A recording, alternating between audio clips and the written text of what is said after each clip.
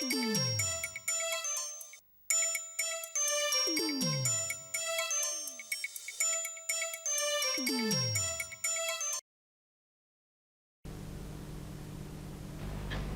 following program is proudly sponsored by the Party Anthems album from Sony Music and Comcopy, the duplication specialists.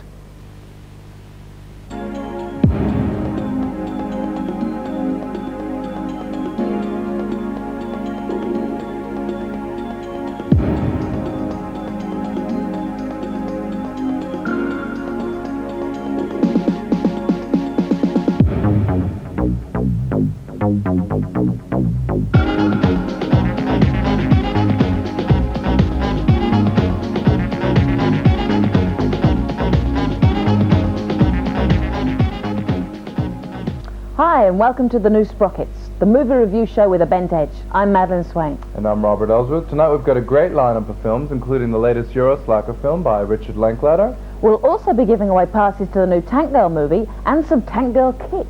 Ah, does that include Dental Dam? No, silly, it's t-shirts and backpacks and other goodies. But first, let's have a look at Before Sunrise. Let's.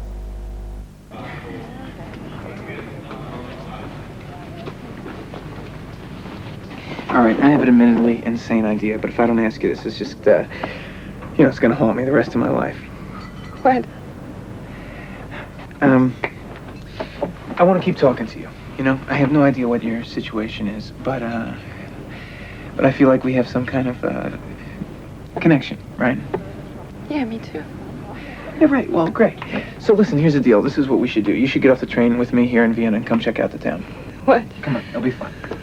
Come on. What would we do? I don't know. All I know is I have to catch an Austrian Airlines flight tomorrow morning at 9:30, and I don't really have enough money for a hotel, so I was just going to walk around. And it'd be a lot more fun if you came with me. And if I turn out to be some kind of psycho, you just get on the next train. The film concerns itself with a spontaneous journey of two characters who meet on the Eurail going to Vienna. Played by Ethan Hawke and Julie Delpy. I wouldn't kick either of them out of my train. Don't say it. Okay, well, this is Richard Linklater's third feature, and I think it's quite a departure from his last two, Slacker and Days of Confused. Yes, but like in those films, Linklater compresses time, in this case 24 hours. Unlike those films, though, which introduced characters at an alarming rate, there were over 100 people in Slacker. This film deals basically with just two characters. What's this, guys? Okay. Excuse me. Sprechen Sie English? Yeah, of course. Yeah? Good. Do you speak German for a change? What? No, it was a joke. Well, listen, we just got into Vienna today, and we're looking for something fun to do. Like museums, exhibition, things. But museums are not that funny anymore these days. And they are closing right now. How long are you going to be here? Just for tonight.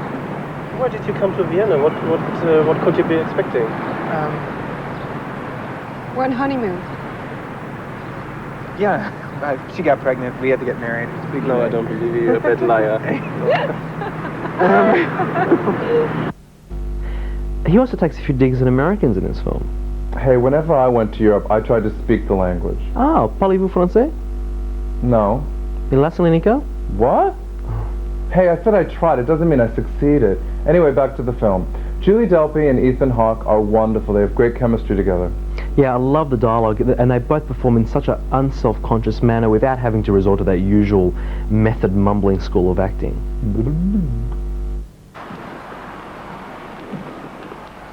We got a sunset here. Yeah. We got the Ferris wheel. Seems like supposed to be What?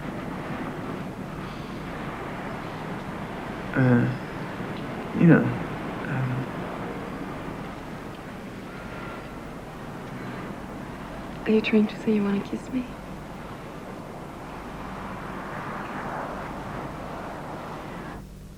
Linklater uses the backdrop of Vienna beautifully, especially the cafe culture, which is perfect for this talk fest. Coffee? Thank you. Yes, over the length of the film, the characters reveal themselves in quite an honest fashion. It deals with the finer points of falling in love, and I think it's going to appeal to a generation of filmgoers who take their sentiment with great skepticism. Yes, definitely. It's the same for us tonight, though. after tomorrow morning, we're probably never going to see each other again, right? You don't think we'll ever see each other again? What do you think? Well, gosh, I don't know. I mean, I hadn't planned another trip. Me too. I mean, I live in Paris. You live in the U.S. I totally understand. Right, I hate to make met. you fly. You know, you'd hate to fly, right? I'm not so scared of flying. I was a little disappointed that the characters don't actually get it on. Pervert. I think what I liked about this film was that it was romantic without being overly sentimental, and cynical without being totally nihilistic. I found it really interesting how the city is used as an external projection of the character's inner romantic journey. Yep, and this is a scene that I really loved. Now I'm going to call my best friend in Paris, who I'm supposed to have lunch with in 8 hours. Okay? Okay. Dring, dring, dring, dring, dring, dring. Pick up. What? Pick up the phone. Hello? Allô? Hmm? Vanny, c'est Céline. Ah, Comment ça va? ça va bien. Et toi? Il m'est arrivé quelque chose d'incroyable. I've been working on my English recently. You want to talk in English, just for laughs? Yeah, okay. That's a good idea. I don't think I'm going to be able to make it for lunch today. I'm sorry. I met a guy on the train and I got off with him in Vienna. We're still there. Are you crazy? Probably. That scene was actually Julie Delpy's idea. She said she used to play it with her girlfriends when she was une petite fille. Well, you know, this film almost made me wish I was heterosexual, and because of that, I'm going to give it a 10 out of 10. A 10? Again? You always give it a 10. But I loved it. Well, I loved it too. I'm a romantic at heart. The performances were realistic, the dialogue was touching, and it reminded me of a lot of my affairs in Europe. The film was silly and unconvincing, and I stand by my original judgment from last week. Julie Delpy is an old pasty face. Thanks for your comment, Madeline. Anyway, I love the film. I give it an 8. And coming up next, Caro Diario. Caro Diario is the Italian for Dear Diary, and Nanni Moretti's film is about a film director who keeps a diary instead of writing a regular film script. It's a whimsical little piece. Yeah, it's sort of genuinely quirky, and it's like a film essay, I guess is the only way you could describe it, which is part political satire and personal document as well. If you want a lover, I'll do anything you ask me to. Sì, la cosa che mi piace più di tutte è vedere le case, vedere i quartieri. E il quartiere che mi piace più di tutti è la Garbatella. E me ne vado in giro per i lotti popolari. It's totally director Moretti's film, and I think it's kind of cute the way he's got so much faith that the audience will actually be interested in what he's got to say. Yeah, kind of like this show. Well, anyway, Moretti is a cult figure in his native country, and I haven't seen any of his other films, but after seeing this, you know, I wish I had. It's a little gem, isn't it? Yeah. Cos'è questo film? È la storia di un pasticcere troschista. Un pasticcere troschista nell'Italia degli anni 50. È un film musicale, un musical. Però, mica male il musical sul pasticcere troschista nell'Italia conformista degli anni 50. Winner of the Best Director Prize at the Cannes Film Festival last year, Caro Diario takes the viewer on an empathetic journey with his travels as a director. Zipping along on his Vespa, he meets all sorts of zany characters, including Jennifer Beals. This is a really bizarre bit, but the character is obsessed with the movie Flashdance, and one day he's driving along on his Vespa and he sees Jennifer Beals in the street, and he goes, "Jennifer Beals, Jennifer Beals!" And he stops and they have this very surreal conversation. It's quite bizarre. He also meets all these doctors who try to find out the source of his itch. It's the clap. Stop the clap. Jennifer Beals? Jennifer Beals? Okay, here we go. Jennifer Beals? Jennifer Beals? Sì. Di Flashdance? Who's this guy? I don't know. Cosa ha detto? Chi è lei? Ah, perché a me sarebbe piaciuto sempre poter danzare.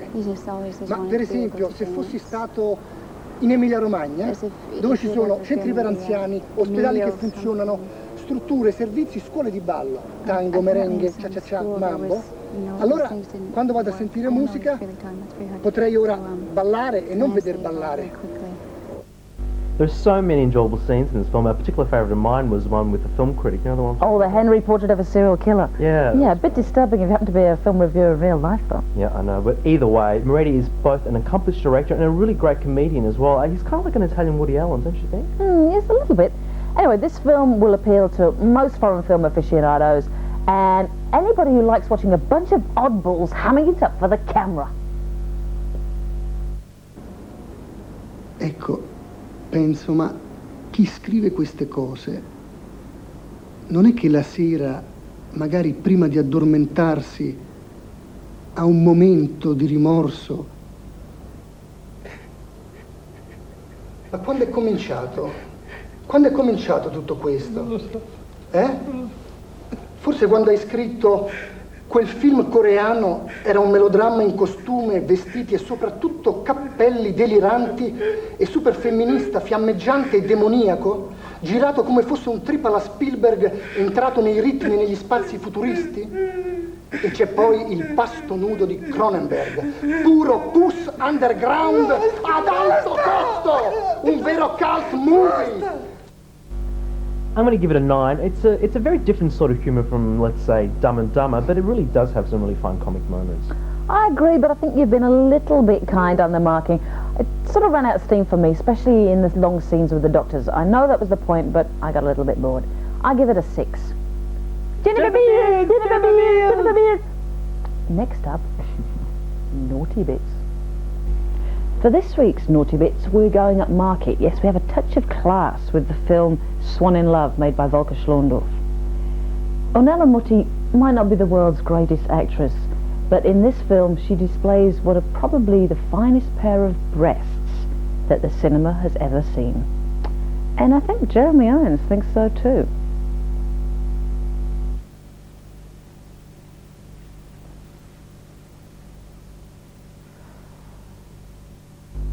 Three single dads who have weekend custody of their rugrats learn about the advanced state of parenthood and the joys of dating in the 90s. God, what a tagline.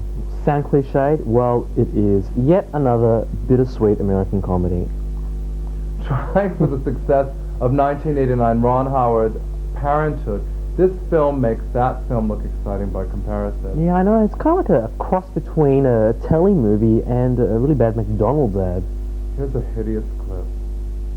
Just run into Marty Allenford. You're not going to believe this. He and Leslie are getting a divorce. They're splitting up? Marty and Leslie? After 11 years. Goes to show you, you're never safe. 11 years, busting his ass, bringing home a paycheck for what? You seem pretty depressed. He must have done something really terrible, like leave the cap off the toothpaste. Actually, he was sleeping with his secretary. Yeah, well. Can you believe the blatant product placement ad in this film? It's bad enough audiences have to endure heaps of commercials at the beginning of each film. I know, especially after dishing out $11 for a ticket. Not that we have to pay, but the poor audiences. And a film like this comes along where almost every scene is filmed at a McDonald's. It's about as trashy as a soggy Big Mac. Look, maybe we should talk about the film. Do we have to? I'm afraid so. Hey, Dad! Hey, champ. Whoa! Hi, Daddy. Hi, honey. Love you. Hello, Vic. Hi. This is awesome. I'm so happy to see you, Daddy. It's so great to be together. We're not going to the video store. Oh, come on, Dad. We can get the yearling again for special. No. We watched the yearling 1,000 times last week. You know what'll happen? The deer will die, we'll all cry, and nobody will get to sleep. It's educational. No. We're not going to watch the yearling. I mean it. Take the yearling out in the woods and tie him and shoot him.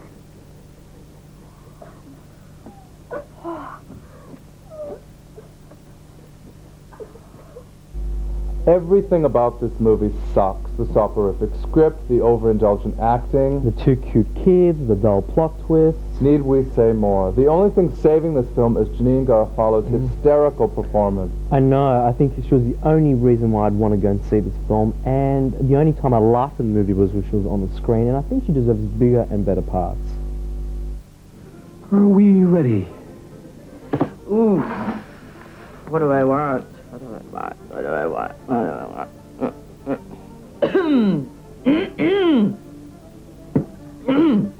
Let's see. Chicken. No, no, no. Do I want a meatball sandwich? I don't want a meatball sandwich. Is this it? That's it. This is it. This is it. Veal? And do you know how long veal stays in your colon? It's like endless.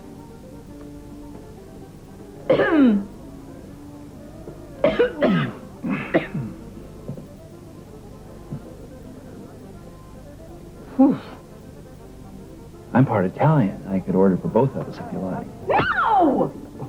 Don't do that, okay? Don't do that. Don't put me in the role of traditional passive female, and I'll just sit here with my little hands and my little lap and my big strong man orders for me, okay? Let us not play that game.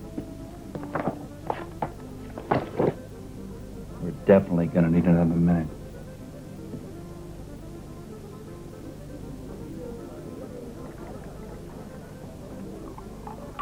Do you remember her from Tarzan City? She also stole the show in Reality Bites. She kind of reminds me of a young Brenda Vaccaro before she had a problem. Be careful, we could get sued. Anyway, I think the less said about this film, the better. I'm going to give it a 5 out of 10, only because of Janine Garofalo's performance and Randy Quaid's. Randy Quaid, try not to throw up your French fries at the end, which is filmed where else but McDonald's. This film is such a piece of shit that I refuse to rate it. How it got made is beyond me. It must have had something to do with McDonald's. I know, let's forget about it. Look, what about something really camp and funny? Boys in the Band.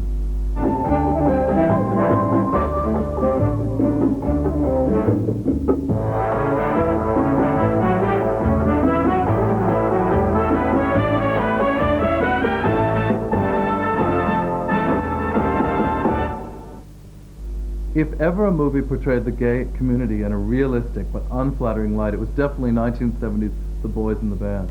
William Friedkin directed this outrageous film based on Mark Crowley's bitchy off-Broadway smash. You've got to hear these lines to believe me. If there's one thing I'm not ready for, it's 5 screaming queens singing Happy Birthday. Who's coming? Well, they're really all Harold's friends. It's his birthday, and I want everything to be just the way he'd want it. I don't want to have to listen to him kvetch about how nobody ever does anything for anybody but themselves. Himself. I think you know everybody anyway. It's the same old tired fairies you've seen around since the day one. Actually, there'll be 7, counting Harold and you and me. Are you calling me a screaming queen or a tired fairy? I beg your pardon. There'll be 6 tired screaming fairy queens and 1 anxious queer. Despite its often didactic postulations of Freudian case studies, this set piece still rings true in many ways. I know, and it's also quite interesting that William Friedkin directed another very controversial gay-themed film called Cruising. Oh, I like both of the films. I'm sick of politically correct people tearing these films apart because they're not politically correct. Anyway, you've got to catch this scene with Connie Casserole. It's a scream. All right, this is a raid. Everyone's under arrest.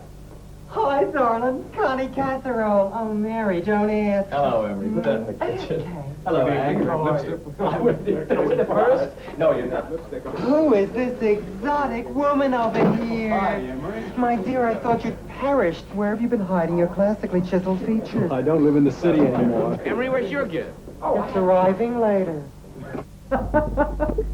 Cliff Gorman is hysterical as the catty Queen Emery, whose lisp puts Cindy Brady to shame. And do you know that it actually contains the original cast members from the Broadway play? Oh, no, really? This swish set piece has all the humor of the women and enough self-deprecating dialogue to really keep you chuckling on the couch. Let's take a look. 1, 2, 1, 2. Oh, Christ. Single, single, dip. All right. Wait a minute. 2, 3, 4. It's the geriatrics Rockettes. Get him up there, baby! 1, 2, Don't dream this, Harvey. Go! It's the sensational menstruation! Come on, now, get in here. What the hell am I at?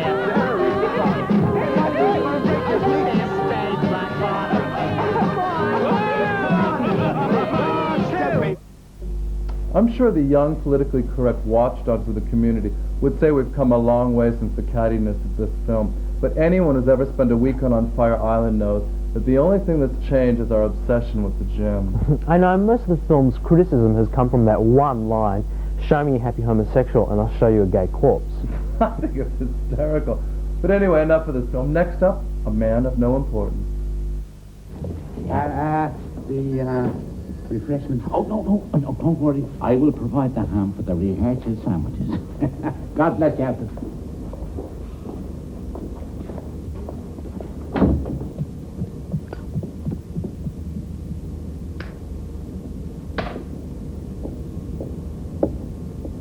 It is very vulgar to talk about one's business.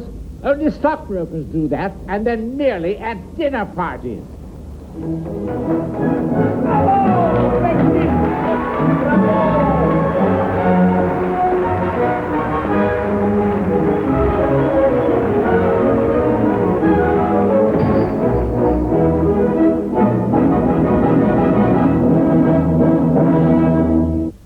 A Man of No Importance is a charming film set in Dublin in Ireland. It's about a bus conductor who is obsessed with Oscar Wilde. It's set in the 60s, and the way the film is shot, it actually looks as if it was made then too.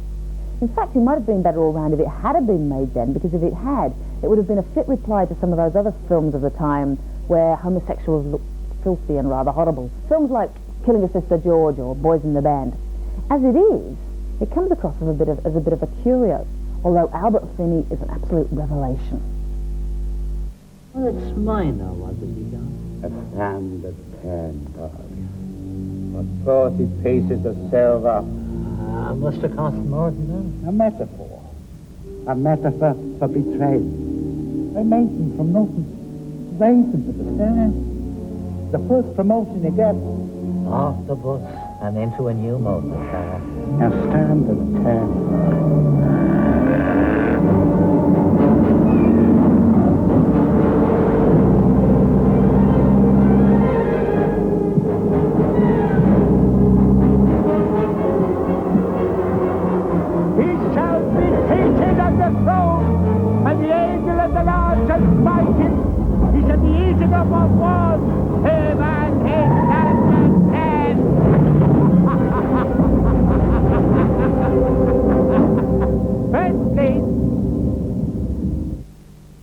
Mr. Finney is always good, but this is one of the best things I've ever seen him do. In fact, he's so believable as a gay man, it never even occurred to me to question his sexuality. I just accepted it from the word go.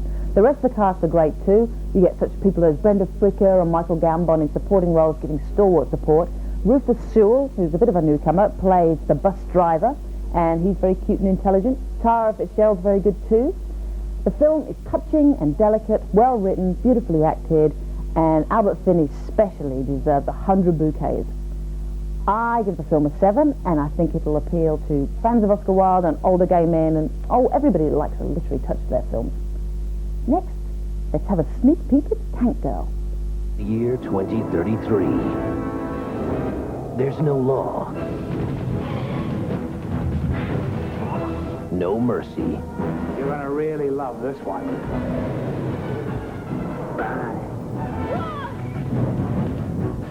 And no water. There are 3 million liters of water underneath the blue dunes, and you will retrieve it. The odds of survival are 1,000 to 1. And that's just the way she likes it. My. Talented, isn't she? Hi! Feeling a little inadequate? She'll be fun to break. I like paint.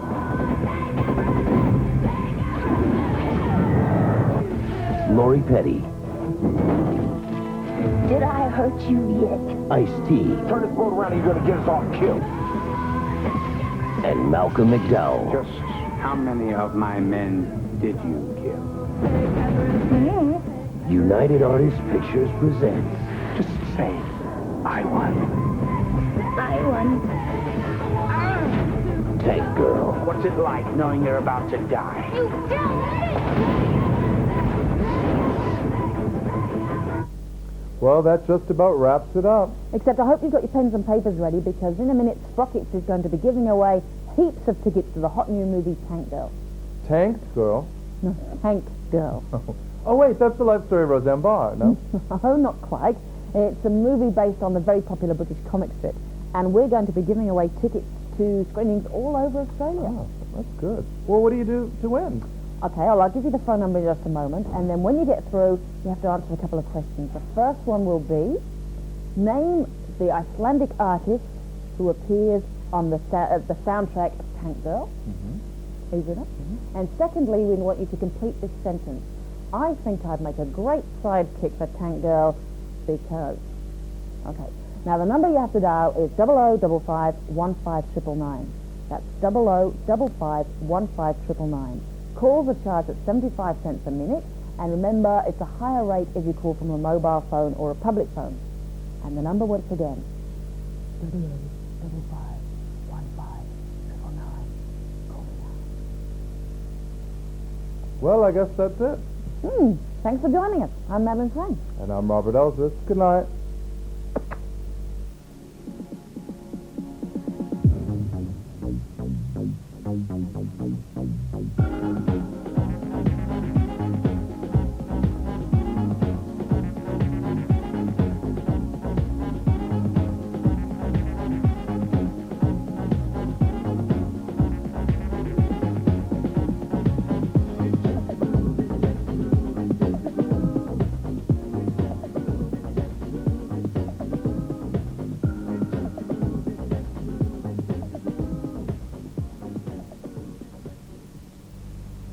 This program was proudly sponsored by the Party Anthems album from Sony Music and Comcopy, the duplication specialists.